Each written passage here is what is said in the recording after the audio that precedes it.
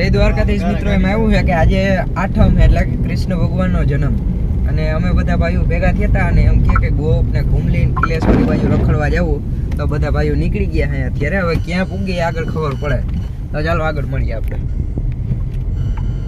આપણો ડોક્ટર સાહેબ જિગ્નેશભાઈ નીતિનભાઈ કે કોન્સ્ટન્ટ ગાડી આખી 80 કે એવરેજ કે પણ ડોકો આવે એવરેજ આમાં. સારો હાલ આગળ મળી.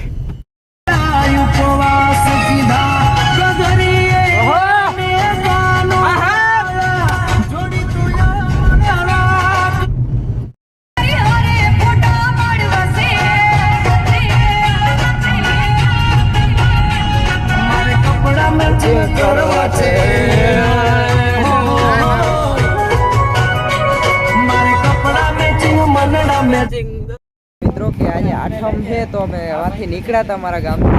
અત્યાર સુધીમાં જગ્યાએ હોટલ અથવા દુકાન ખુલી નહોતી.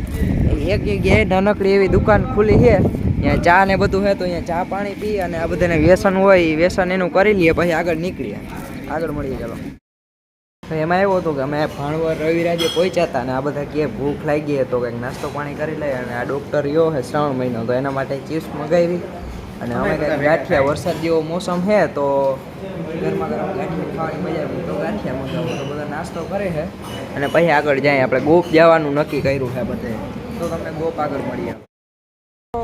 ગોપ હિલ ઉપર અમે પહોંચી ગયા છે. હું હોઉં આ ડૉક્ટરભાઈ નીતિનભાઈ, જિગ્નેશભાઈ, ઓય જિગ્નેશભાઈ, અમે બધા ગોપ હિલ ઉપર પહોંચી ગયા છે અને અહીંયા ટ્રેકિંગ ગાડીનું એડવેન્ચર છે. તમને અહીંથી રસ્તો દેખાતો હોય છે, પવનનો અવાજ આવતો હોય છે, બહુ તો કંઈ નહીં સંભળાતું હોય.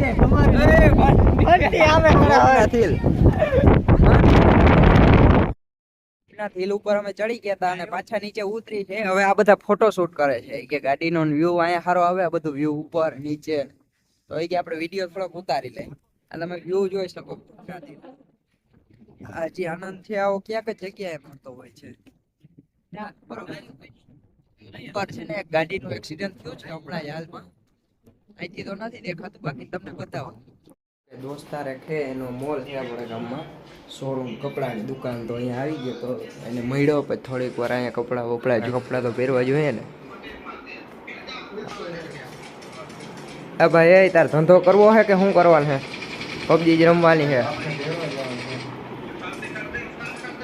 કપડાનો મોલ કે અત્યારે હું ઘરેથી મારા ભાઈના ઘરે આવ્યો હતો અને બસ હવે વાઈમાં ફૂલ નાયા અને હવે હમણાં જન્માષ્ટમી આવે છે તો મારો ભાઈ ગાડી સાફ કરે છે અને નાઈ ધોઈ ને બસ જસ્ટ બેઠા છે. હવે ચા પીવાની તૈયારી છે, ચા થાય એટલે પછી આપણે ઘર બાજુ આગળ નીકળીએ પાછા.